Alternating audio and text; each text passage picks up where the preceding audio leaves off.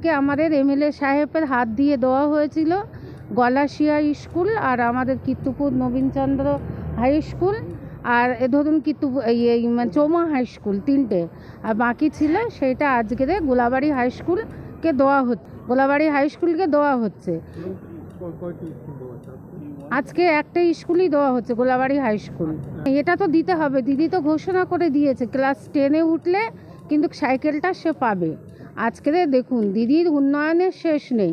আজকে ছোট ছোট বাচ্চাটা ওরা স্টাইপেন্ড পাচ্ছে, ওরা মানে ওবিসি ভাতা পাচ্ছে, কত প্রকল্প পাচ্ছে ওরা, এটা তো কোনো দিনও পায়নি।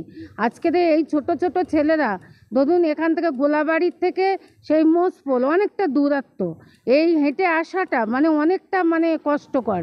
ওই জন্য আমাদের নেত্রী তিনি দেখে মুখ্যমন্ত্রী হওয়ার পরেই কিন্তু এই মানে সবুজ সাথী সাইকেলটা শুরু করে দিয়েছে।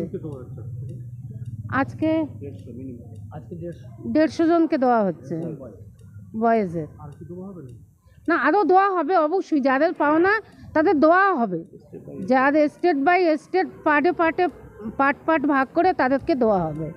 মুখ্যমন্ত্রীকে ধন্যবাদ জানাচ্ছি।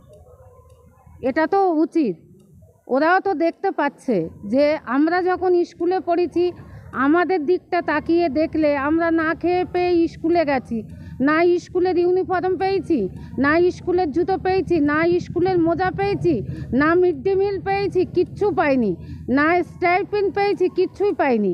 কিন্তু এখন তো ওরা পাচ্ছে, এখন তো ওরা শিক্ষার জগতে ওরা ফিরে যাচ্ছে, যেহেতু শিক্ষা হচ্ছে জাতির মেরুদণ্ড।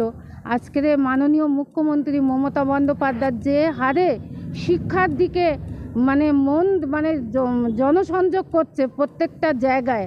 আজকে দেখুন স্কুলে খেলা হবে দিবস করে দিচ্ছে, ক্রীড়া প্রতিযোগিতা করে দিচ্ছে, সেখানে কিন্তু সব সময় দিদির ইচ্ছা হচ্ছে একত্র, ঐক্য, দলবদ্ধ জনসংযোগ রাখা, যে কোনো প্রকল্পের মাধ্যমে মানুষের একসঙ্গে থেকে একটা আওতার মধ্যে রাখতে চাইছে।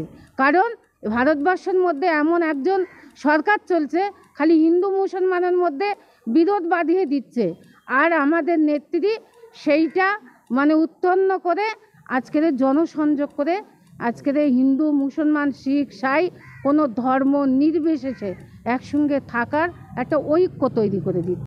সাইকেল পেয়ে আমাদের খুব ভালো লাগছে। আমরা সাইকেল নিয়ে মানে কি বলবো, স্কুলে যাব, সাইকেল নিয়ে দিদিকে ধন্যবাদ দিচ্ছি সাইকেলের জন্য, মুখ্যমন্ত্রীকে মমতা বন্দ্যোপাধ্যায়কে।